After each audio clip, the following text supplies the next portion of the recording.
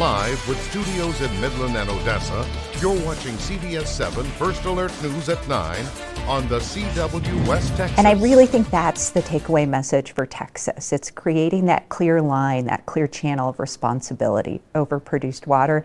And once you establish that, then it gives way to investment. And when you have that investment, that's when you're going to see the more sophisticated science come in to test the safety of the water. 500 professionals are attending the Permian Basin Water and Energy Conference in Midland. Coming up in just a few minutes, we've got a recap of what happened on day one. Thanks for joining us for CBS7 News on the CW, and thanks to those of you who are joining us live on the CBS7 YouTube. I'm Lauren Munt, and we start tonight live in Washington, D.C. CBS7 First Alert News is the only local news station in our nation's capital ahead of tomorrow night's State of the Union address. Jay Hendricks and Matthew Alvarez are standing by now in our Washington, D.C. News Bureau. Good evening, Jay and Matthew. It's good to see y'all. Yes, good evening, Lauren. Good evening to everyone in West Texas. Like you said, coming to you from our nation's capital. A lot of anticipation going into tomorrow for the State of the Union address, one of the most important in President Biden's term.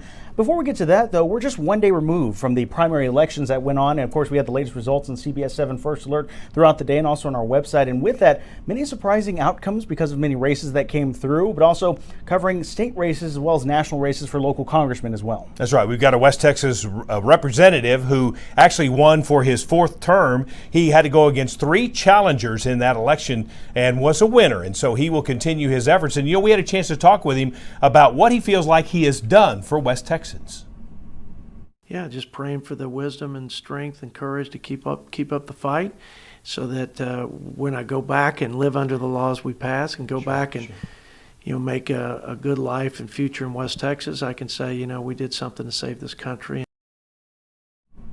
And of course, Congressman Jody Arrington there speaking with CBS7 exclusively earlier today about what he's looking forward to in his next term in office that he has just won handily over in district, which encompasses part of West Texas, including Big Spring, where he represents, of course, August Pfluger, Midland, Odessa's representative, as well as that part of the Texas as well. But, along with that, going to show the partisan divide is first and foremost and coming front of mind when heading into the State of the Union tomorrow, where, of course, that's where President Biden will be speaking. And Jay, you'll also be part of the gallery as well.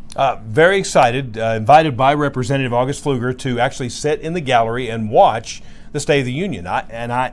It's the thrill of a lifetime. I think anyone would think this was fun to watch just to see that happening. And of course, it's very limited on the number of people who be there. So it's going to be an interesting day tomorrow. Absolutely. A busy day to come tomorrow. Of course, we'll have even more coming up on CBS7 First Alert News at 10 over on CBS7. But in the meantime, Jay Hendricks, Matthew Alvarez reporting from our Washington News Bureau. Lauren will send it back to you over in West Texas.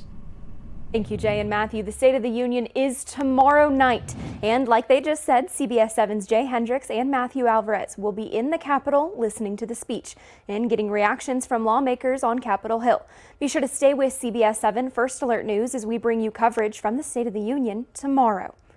We're going to take a pause now, talk your weather forecast with Chief Meteorologist Tom Tieferteller. Tom, it was a bit of a warm day out there. I brought out the spring colors. Are we going to see more of a warm trend or are we going to cool off? At least one more day of it before we get back to more seasonal weather later this week. Now today we saw those temperatures again pushing 80 degrees across the Permian Basin with 79 in Midland, Odessa, 80 over towards Big Spring and down towards Presidio, the warm spot, Dryden at 81 degrees a little earlier today.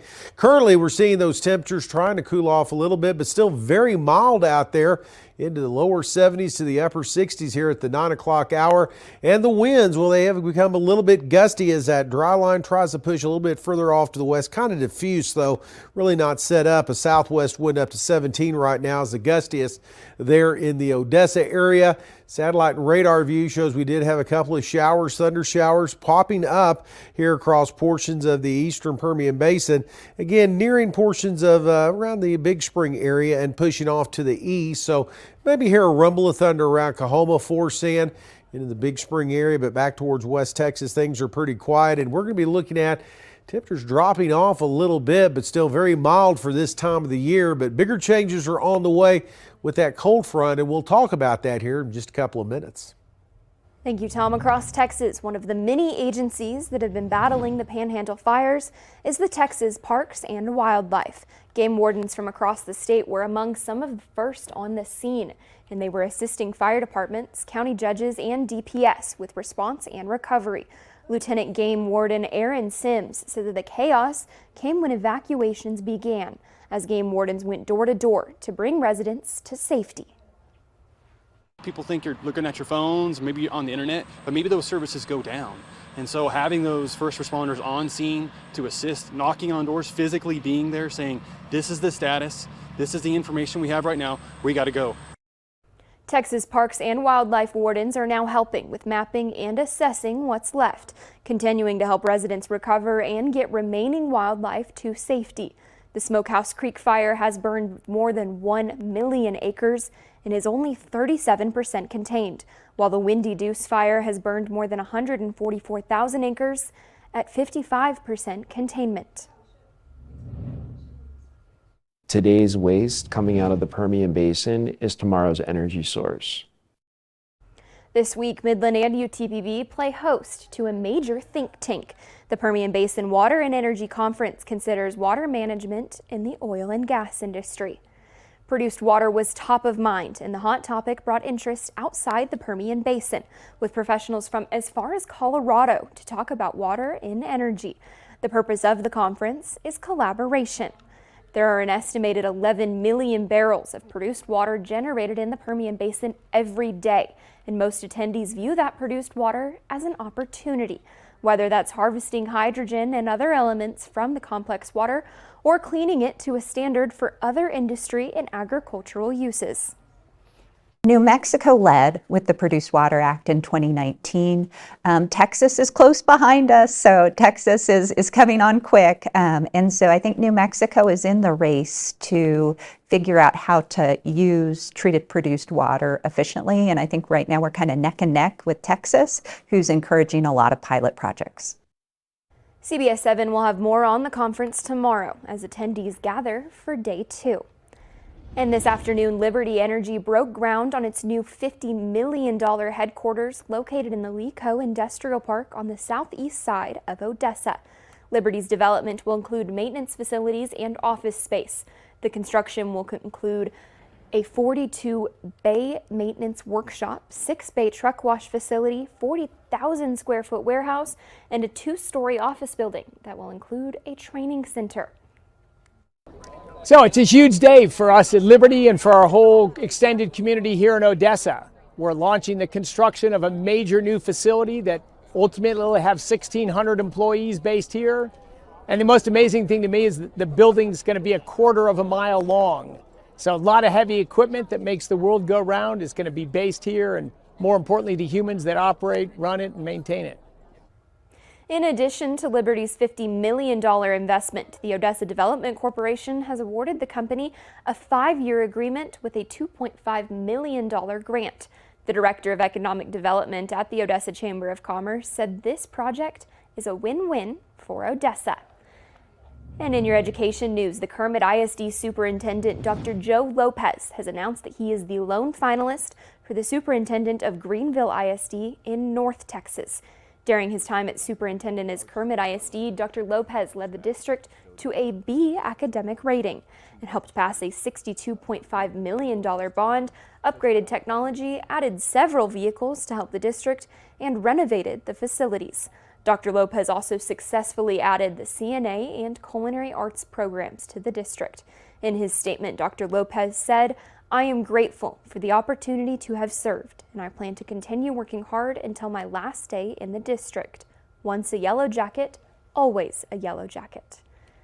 And in Midland ISD is now offering real-world training in high school for students who want to become a teacher. Upper-level students are earning experience by visiting one of the elementary schools 3 days a week to observe and assist in classrooms, as well as teach group lessons. 9th grade students in the program can take classes like principal's education and child development. As they progress, students can go into instructive practices.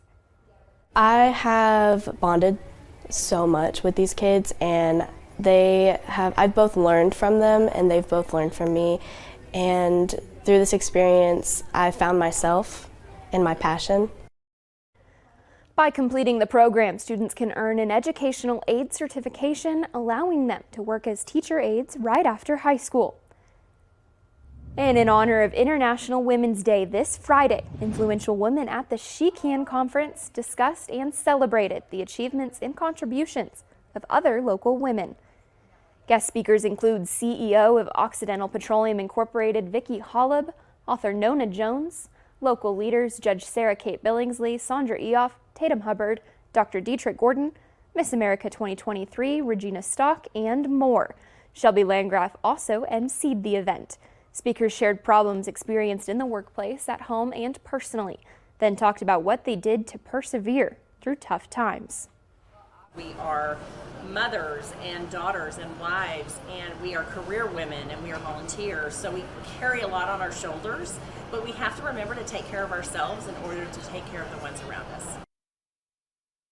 The conference served as a platform for celebrating and empowering women across various spheres, inspiring attendees to embrace their roles as leaders, caregivers, and agents of change.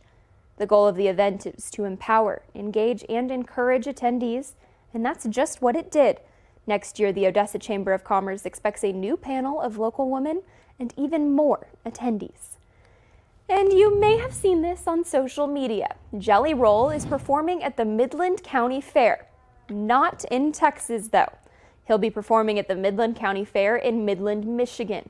That starts August 11. For anyone who does not want to travel and see Jelly Roll perform, the Texas Midland County Fair will be held at the Midland County Horseshoe Arena from August 22nd to 25th. And Executive Director Bo Zertucci says, if anyone has the hookup with Jelly Roll, let us know. And still ahead, we're talking more about the State of the Union with a look at what economic problems the president could talk about. That's next.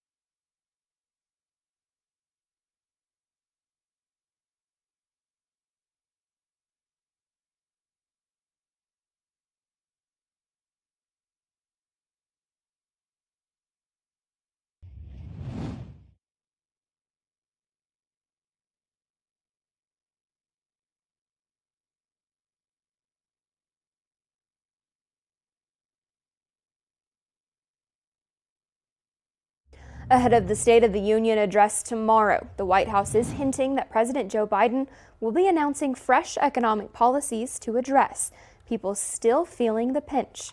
Our Washington correspondent Stetson Miller gives us a preview of what the president could be talking about when it comes to the economy. The economy has been a huge focus for the Biden administration, with it coining the term Bidenomics, and it certainly will be an important part of the president's State of the Union speech on Thursday night. New polling from the Pew Research Center shows strengthening the economy is the top issue on voters' minds as they head to the polls this year.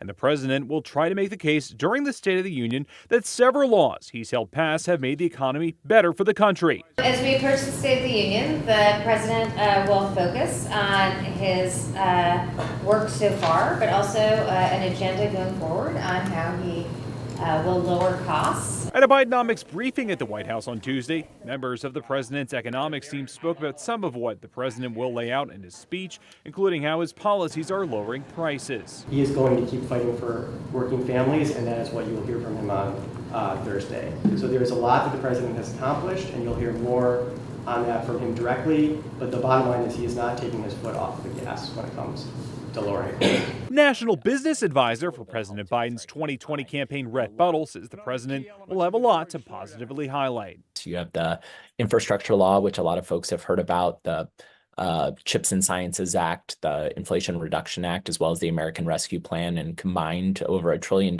coming down from the federal government into local economies. The White House also focused on housing costs, a key concern for Americans. Higher interest rates is a significant challenge on home ownership, and of course, rents have been going up for over the last decade, but we know that that's a particular squeeze. So the president will speak to these issues. In Washington, I'm Stetson Miller. Well, we are going to be looking at some changes in our forecast. A cold front will be arriving later this week.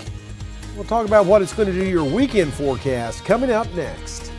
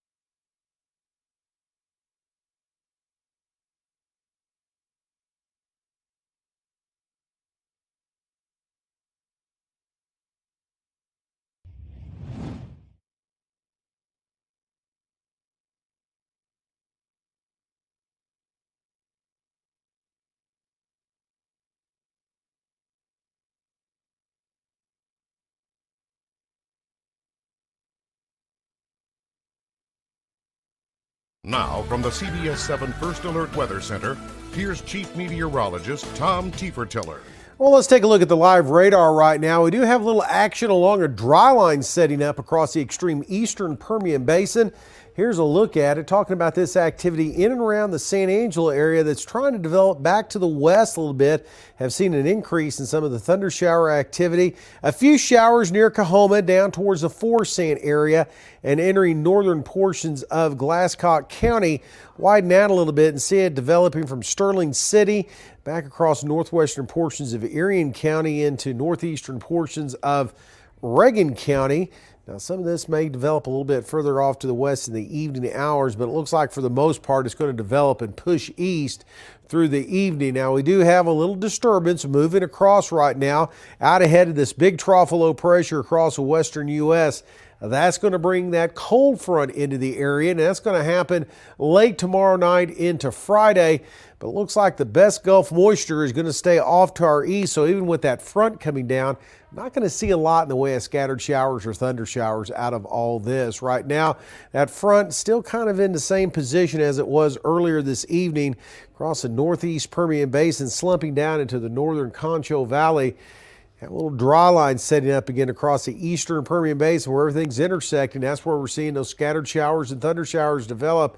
May see an isolated strong storm, but not expecting a lot out of this as temperatures across the state a little cooler behind that front with 53 in Amarillo. Ahead of the front, though, we are seeing milder temperatures and wrapping up a warm day in Del Rio. Topped out at 90, currently at 80 degrees. Now, the severe weather outlook again, possibly of an isolated strong severe storm again, extreme eastern Permian Basin over towards the big country, but it looks like a lot of that activity will be pushing east as the evening overnight progresses, and then most of it's going to stay off to the east tomorrow with that front as it starts to move in, and then to the west of the front where everything's dry. Red flag warnings are up for gusty winds in the forecast, low humidity levels tomorrow afternoon in these red shaded areas. So for tonight, again, we're going to see those temperatures settle into the mid to upper 40s out there. Get an isolated thunderstorm chance eastern Permian Basin. Tomorrow, more of the same. Southwest winds will keep things warm, and we're really not going to see the effects of that front until coming up later on Friday into Saturday. That's when we'll see some cooler temperatures headed our way. Next on CBS7 News at 9, we're recapping what happened across the nation last night during Super Tuesday.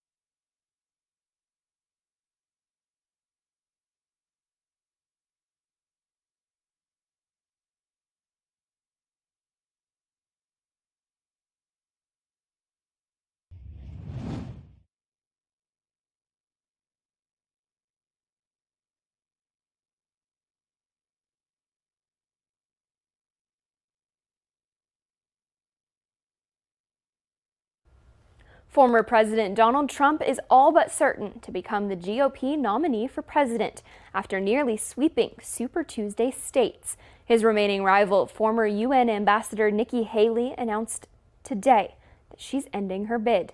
Natalie Brand has more details from the White House. The time has now come to suspend my campaign. Nikki Haley made history as the first woman to win 2 GOP presidential primary contests, but it wasn't enough to slow former President Donald Trump's march to the nomination. I said I wanted Americans to have their voices heard. I have done that. I have no regrets. And although I will no longer be a candidate, I will not stop using my voice for the things I believe in. Haley, Trump's former UN ambassador, stopped short of endorsing him. Her campaign says there remains a large block of Republican primary voters expressing deep concerns about the former president. It is now up to Donald Trump to earn the votes of those in our party and beyond it who did not support him. And I hope he does that. CBS News exit polling from North Carolina shows most Haley voters are not committed to supporting the GOP nominee. She attracted independents like Donna Patterson. I told my friends, if Nikki drops out, I'm voting for Mickey Mouse. I don't like either one. As President Biden and former President Trump prepare for a general election rematch, both campaigns will be trying to win over Haley's supporters. We have a great Republican Party with tremendous talent, and we want to have unity, and we're going to have unity. And it's going to happen very quickly. The Biden campaign acknowledges national polling shows it will be a close race, but says Super Tuesday confirmed Trump has not expanded his appeal beyond his base and argues 10% of voters or more remain undecided. Natalie Brand, CBS News, the White House. Speaking of Super Tuesday, astronauts on the International Space Station didn't let the long distance from Earth stop them from casting their ballots. We take a look at their voting process next.